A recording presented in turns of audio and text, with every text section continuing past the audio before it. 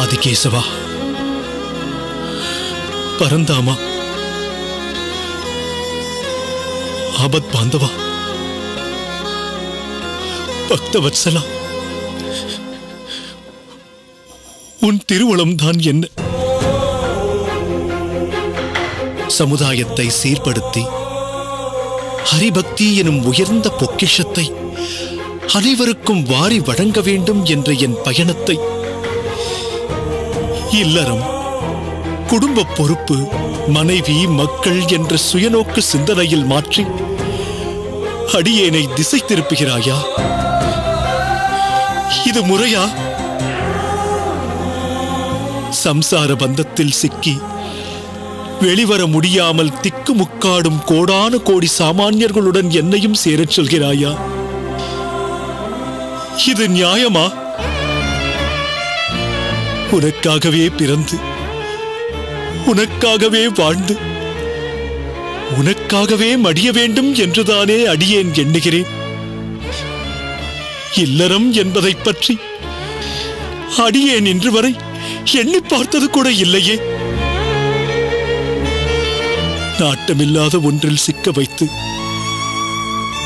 அடியேனை வாட்டமுறச் செய்வதுதான் உன் திருவுளமா? வேண்டாம் கேசவா, வேண்டாம்.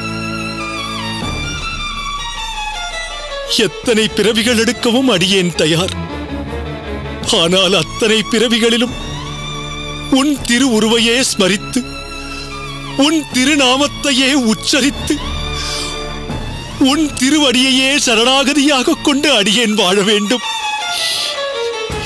என் மனம், செயல், வாக்கு அனைத்தும் உன் சேவைக்காக இருக்க வேண்டுமே தவிர அன்றாட தேவைக்காக இருக்கக்கூடாது. ஆதிகேசவா, அனைத்து காரணங்களுக்கும் காரணம் நீயே. ஏதோ ஒரு காரணத்தினால் உன் அடியவனை பற்றிக்கொள்ள நினைக்கும் திருமண பந்தத்திலிருந்து அடியேனை காப்பாற்று. பரந்தாமா, எனக்கென்று என்றேனும் ஏதேனும் அடியேன் கேட்டிருக்கிறேனா? 1000 கோடி ஜீவராசிகளும் அல்லலின்றி வாழ வேண்டும் என்றுதானே அல்லும் பகலும் அனவரதமும் அடியேன் கேட்டிருக்கிறேன். இப்பொழுது ஒரே ஒரு வரம், முதலும் கடைசியுமான ஒரே ஒரு வரத்திற்காக உன்னிடம் இறைஞ்சுகிறேன். கொடு கேசவா, கொடுத்துவிடு கேசவா. திருமணம் எனும் பந்தம் எனக்கு வேண்டாம். இல்லறம் என்னும் சகதியில் என்னை உடல வைத்து வேடிக்கை பார்க்க திருவிழம் கொள்ளாதே. தயை காட்டு தயாபரனே, தயை காட்டு. என்னை என் இலக்கினை நோக்கி செல்லவிடு. சம்சாரம் என்ற தடைக்கல்லில் என்னை இடறிவிட வைக்காதே. மீண்டும் அடியேனால் எழுந்திருக்க முடியாதபடி மட்டும் செய்து விடாதே. அடைக்கலம் தருவாய் ஆதிகேசவா, அடைக்கலம் தருவாய்.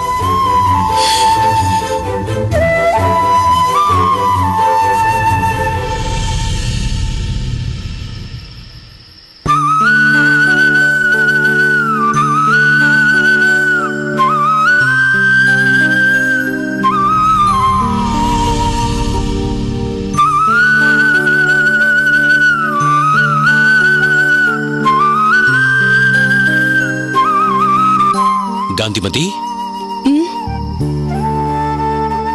ஏதோ சிந்தனையில் மூழ்கிவிட்டாய் போலிருக்கிறதே. அது மகிழ்ச்சியா வருத்தமா என்றே புரியவில்லையே. எனக்கும் தான் புரியவில்லை சுவாமி. என்ன காந்திமதி இப்படி சொல்கிறாய்? எதை பற்றி இவ்வளவு சிந்தனை என்று சொல்.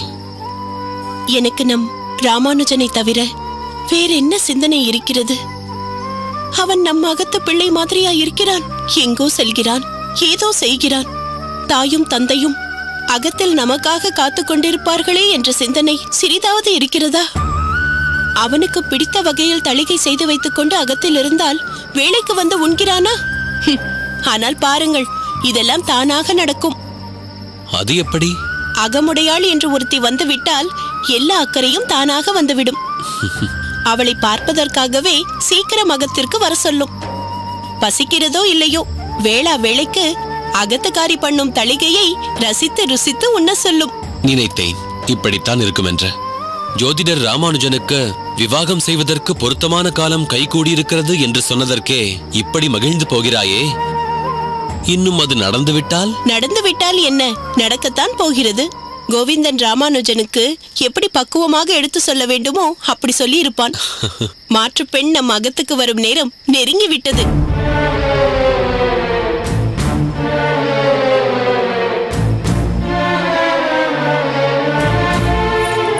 வா கோவிந்தா, உன்னை பற்றித்தான் பேசிக் கொண்டிருந்தோம்.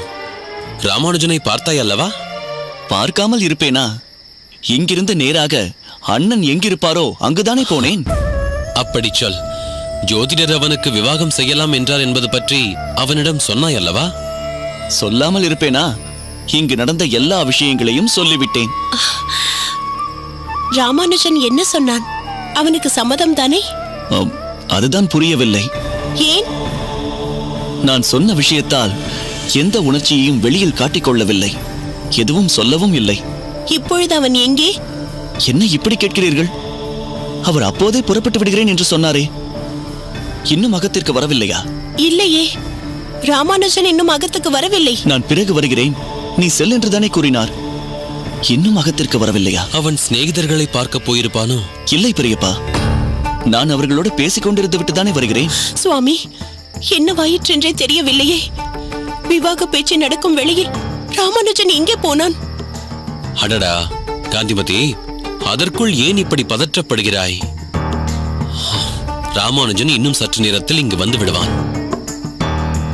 ஒருவேளை இங்கே இருந்தால்தானே இப்படி எப்போதும் கல்யாணம் கல்யாணம் என்று சொல்லிக்கொண்டே இருப்பார்கள். எந்த பெண்ணையாவது பிடித்து நமக்கு விவாகம் செய்து வைப்பார்கள். சில நாட்கள் அவர்கள் கண்ணில் படாமல் இருப்போம் என்று. ராமானுஜன் எங்காவது போய்விட்டால் என்ன செய்வது? காந்திமதி,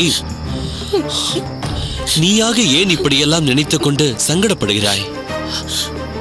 அப்படி ஏதாவது இருந்தால் தன்னுடைய கருத்தை சொல்லி அவனும் வாதாடி நம்மை அதற்கு சம்மதிக்கும்படி செய்வானே தவிர, அதற்காக நம்மிடம் சொல்லாமல் அவன் எங்கும் போய்விட மாட்டான். பார்த்தீர்களா பார்த்தீர்களா? ராமானுஜன் நம்மிடம் வாதாடி நம்மை சம்மதிக்க செய்து விடுவான் என்கிறீர்கள். அப்படியானால் அவன் சொன்னால் நீங்கள் சம்மதித்து விடுவீர்கள் போலிருக்கிறதே. பகவான் எனக்கு காட்டிய சன்னியாசி கோலத்திற்கு நீங்களே ராமானுஜனை அனுப்பி விடுவீர்கள் போல் தெரிகிறது. இது என்ன அசட்டுத்தனம்? நான் ஒன்றை சொன்னால் நீ அதற்கு நேர்மாறாக ஒன்றை புரிந்து கொண்டு ஏதேதோ சொல்லிக் கொண்டிருக்கிறாயே. அவ்வளவு எளிதில் ராமானுஜனை நான் போக விட்டு விடுவேனா? என்னை விட உன்னை மீறிக்கொண்டு நம் பிள்ளை போய் விடுவானா? வீணாக மனதை போட்டு குழப்பிக் கொள்ளாதே. அதெல்லாம் எனக்கு தெரியாது. நான் என் பிள்ளையை உடனே பார்க்க வேண்டும். அவன் வேறெங்கும் போவதற்கு முன் அவனை தடுத்து அழைத்து வாருங்கள். உன் மனதில் ராமானுஜன் எங்காவது போய்விடுவானோ என்ற எண்ணம் ஆழமாக பதிந்து விட்டது. இனி நீ அதையே நினைத்து பதற்றப்பட்டுக் கொண்டிருப்பாய். நானும் கோவிந்தனும் ஆளுக்கு ஒரு பக்கம் சென்று அவனை எப்படியாவது அழைத்து வருகிறோம். சரிதானே? சரி சுவாமி. கோவிந்தா, நீ சொல், நீ எந்த சிநேகிதர்களோடு பேசிக் கொண்டிருந்தாய்? சாரங்கபாணி, திருமேனி ஆகிய 2 பேருடனும் பேசிக் கொண்டிருந்து விட்டுதான் வருகிறேன். ஆக அவர்களை காண ராமானுஜன் போயிருக்க வாய்ப்பில்லை. வேறு எங்கு போவான்? குடிசை பகுதிக்கு சென்று வீராவின் அகத்திற்கு செல்வார். இல்லாவிட்டால் காளியின் அகத்திற்கு செல்வார். குருநாதரை பார்த்து ஆலோசனை கேட்க அவர் அகத்திற்கு போயிருக்கலாம் அல்லவா? ஆமாம் பெரியப்பா, அப்படியும் நடந்திருக்கலாம். அப்படியானால் நீ இப்பொழுதே சென்று உன் சிநேகிதர்களையும் அழைத்துக் கொண்டு ராமானுஜன் எங்கே இருக்கிறான் என்று கண்டுபிடி. அவனை கையோடு அழைத்துக் கொண்டு வா. அப்படி ஒருவேளை அவன் அங்கு இல்லை என்றால் மற்ற எல்லா இடங்களிலும் சென்று தேடிப்பார். அவனது குருநாதர் மயூரவண்ணனின் அகத்திற்கு சென்று நானும் தேடுகிறேன். ராமானுஜன் அங்கு இருந்தால் அவனை கையோடு அழைத்து வருகிறேன். சரி பெரியப்பா. காந்திமதி, நீ உள்ளே செல். நான் ராமானுஜனோடு வருகிறேன். சுவாமி, நீ பயப்படும்படியெல்லாம் ஒன்றும் இருக்காது. நீ பயப்படாமல் இரு, சரியா?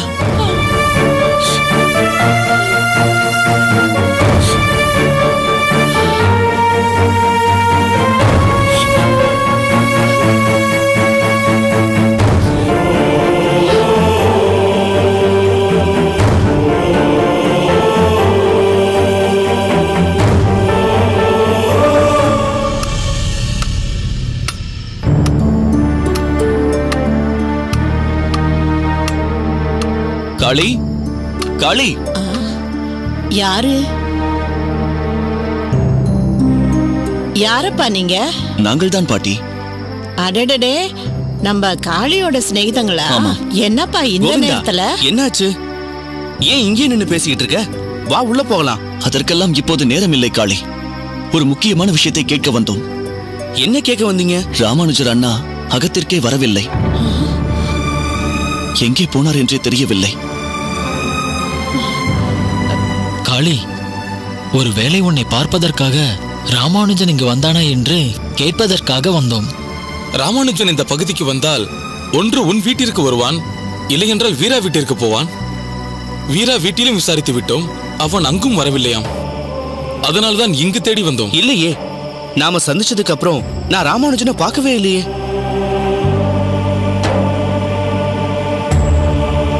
கோவிந்தா, இப்பொழுது நாம் என்ன செய்வது? நமக்கு தெரிந்த எல்லா இடங்களிலும் சென்று நாம் தேடிவிட்டோமே, ராமானுஜனை எங்கும் காணவில்லையே. என்னப்பா சொல்றீங்க? எங்க குடும்பத்துல விளக்கேத்தி வச்ச புள்ளப்பா அது. அந்த புள்ளைய காணோன்னு சொல்றீங்களே? பாட்டி, நீங்கள் பதற்றப்படும் அளவிற்கு ஒன்றும் நடந்துவிடவில்லை. அண்ணன் அகத்திற்கு வர தாமதமானதால் இங்கு வந்திருப்பாரோ என்று பார்க்க வந்தோம், அவ்வளவுதான். கவலைப்படாதீங்க. ராமானுஜனோட பெருமையை தெரிஞ்சவங்க யாராவது எங்க வீட்டுக்கு வந்துதான் ஆகணும்னு கட்டாயப்படுத்தி கூட்டிட்டு போயிருப்பாங்க. நீங்க இங்க தேடிட்டு வந்த வேலையில ஒருவேளை ராமானுஜன் உங்க வீட்டுக்கு கூட வந்திருக்கலாம். ஆமா ஆமா, அப்படி கூட இருக்கலாம். அப்பா, நீங்க உடனே போய் ராமானுஜன் வீட்டுக்கு வந்தாச்சான்னு பாருங்க. காளி, பாட்டி. நீயும் கூடவே போய் பார்த்துட்டு சரி, வாப்பா. பாட்டி. அது வரைக்கும் என் மனசுக்கு நிம்மதியே இருக்காது. கவலைப்படாதீர்கள் பாட்டி. ஏகாதசி விரதம் இருக்கும் தங்கள் வாழ்த்தை பெற்ற என் அண்ணன் ராமானுஜருக்கு எந்த குறையும் ஏற்படாது. நாங்கள் சென்று வருகிறோம். காளி, நீயும் வா.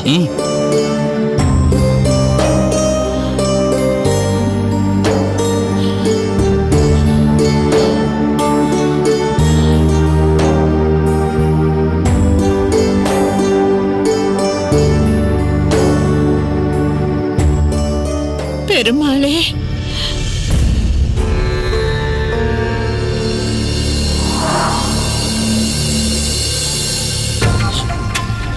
மயூரவணன் சுவாமி, சுவாமி, சுவாமி, சுவாமி. யார்? சோமயாஜியா? என்னவாயிற்று சோமயாஜி? உள்ளே வாருங்கள். இல்லை, பரவாயில்லை. ஒரு விஷயம் அறிந்து செல்லலாம் என்றுதான் வந்தேன். உள்ளே வந்து கூட பேச முடியாதபடி அப்படி என்ன அவசர விஷயமாக வந்தீர்கள் சோமயாஜி? உங்களை வாசலிலேயே நிற்க வைத்து பேச எனக்கு சங்கடமாக இருக்கிறது. ஒன்றுமில்லை, வேகமாக வந்ததில் சற்று மூச்சு வாங்குகிறது. என்ன காரணம் சோமயாஜி? சற்று ஜலம் அறிந்து விட்டாவது பேசலாமே. இருக்கட்டும் சுவாமி. என்னவாயிற்று சோமயாஜி? ஏதாவது பிரச்சனையா? பிரச்சனையா இல்லையா என்று என்னால் எந்த முடிவுக்கும் இன்னும் வர இயலவில்லை. தங்களை இவ்வளவு படபடப்போடு அடியேன் பார்த்ததில்லையே. தங்களுடைய இப்போதைய நிலை மிகவும் ஆச்சரியமாகவும் அதிர்ச்சியாகவும் இருக்கிறதே. அன்று கோவில் உள்ளே வரக்கூடாது என்று ஊர் பஞ்சாயத்தில் தீர்ப்பான போது கூட தாங்கள் பகவான் சித்தப்படி நடக்கட்டும் என்று மனதை தேற்றிக் கொண்டீர்களே. தாங்கள் ஒரு சிறந்த ஸ்ரீ வைஷ்ணவர். நடப்பது அனைத்தும் நாராயணன் செயல் என்று வரும் சோதனைகளை சாதாரணமாக எடுத்துக்கொள்ளும் மன உறுதி வாய்ந்தவர். அப்படிப்பட்டவர் இப்பொழுது இவ்வளவு பதற்ற நிலையில் இருக்க காரணம் என்ன? தங்களின் கருத்து உண்மைதான் என்றாலும் காந்திமதி கலங்கி போயிருப்பதால் அடியேனும் சற்று பதற்றமாகிவிட்டேன். காந்திமதியா கலங்கிவிட்டார்? சோமயாஜி, யாருக்கு என்னவாயிற்று? அது அது ஒன்றுமில்லை. ராமானுஜன் ராமானுஜனை காணவில்லை. அடடா சோமயாஜி, இதுதானா விஷயம்? ராமானுஜன் என்ன சிறு குழந்தையா? வந்து விடுவான் சோமயாஜி. இல்லை சுவாமி, அவன் வழக்கமாக வரும் நேரத்தையும் கடந்து இன்னும் வராததால் தான் இந்த பதற்றம். சோமயாஜி, சாதாரணமாக ராமானுஜனின் ஒத்த வயதுடையவர்களின் செயல்பாடு வேறு. ஆனால் நம் ராமானுஜனின் சிந்தனையும் செயலும் வேறு. ஏதாவது ஒரு விஷய ஆராய்ச்சியில் இன்று இறங்கியிருப்பான். அது பற்றி சற்று அதிக நேரம் தன் நண்பர்களுடன் உரையாடி கொண்டிருந்திருப்பான். சமூக பணியில் ஆழ்ந்த சிந்தனை உள்ளவர்களுக்கு நேரம் போவதே தெரியாது. வாஸ்தவம் தான் சுவாமி. ஆனால் ராமானுஜனோடு எப்போதுமே சேர்ந்தே இருக்கும் கோவிந்தனும் அகத்திற்கு வந்து சேர்ந்து விட்டான். அவனுக்கும் ராமானுஜன் எங்கு சென்றிருப்பான் என்று புரியாமல் நண்பர்கள் அகத்திற்கெல்லாம் சென்று தேடிக் கொண்டிருக்கிறான். ஓ, கோவிந்தனே ராமானுஜனை தேடுகிறானா? அப்படி என்றால் சற்று யோசிக்க வேண்டியதுதான். ஏன் சோமயாஜி, ராமானுஜன் எதிர்பார்த்த காரியம் இன்று ஏதாவது முடிக்க வேண்டும் என்று சொல்லிக் கொண்டிருந்தானா? அல்லது அவன் மனதுக்கு பிடிக்காத விஷயம் யாராவது பேசிவிட்டார்களா? எந்த காரியமும் இன்றே முடிக்க வேண்டும் என்று எதுவும் சொல்லவில்லை. ஆனால் என்ன சோமயாஜி, சொல்லுங்கள். ராமானுஜனுக்கு திருமணம் பற்றி பேசினோம். அதை அவனிடமும் தெரிவித்து விட்டோம். அதனால் அவன் மனவியாகுலப்பட்டிருப்பானோ என்று எனக்கு சந்தேகம் ஏற்படுகிறது.